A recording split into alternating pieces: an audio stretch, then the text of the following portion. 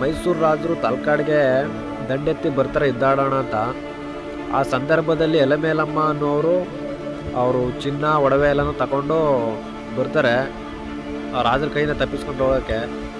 ಅವಾಗ ಇವ್ರು ಏನು ಮಾಡ್ತಾರಪ್ಪ ಅಂದರೆ ರಾಜರು ಅವ್ರನ್ನ ಹಿಂಬಾಲಿಸ್ಕೊಂಡು ಹೋಗ್ತಾರೆ ಎಲೆಮೇಲಮ್ಮನವ್ರನ್ನ.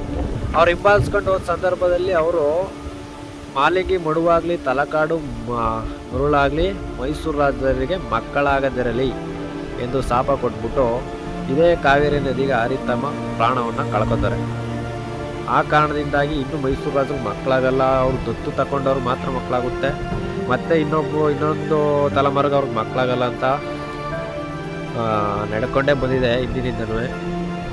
ಇವಾಗ ನೋಡ್ಬೋದು ತಲಕಾಡು ಮರುಳಾಗಲಿ ಅನ್ನೋದಕ್ಕೆ ಸಾಕ್ಷಿ ಇಲ್ಲೇ ಇದೆ, ಅವ್ರು ಶಾಪ ಕೊಟ್ಟಿರೋ ಸಾಕ್ಷಿ ಇಲ್ಲೇ ಇದೆ. ಯಾಕೆಂದರೆ ತಲಕಾಡು ಇಂದಿಗೂ ಕೂಡ ಮರಳಾಗೇ ಇದೆ.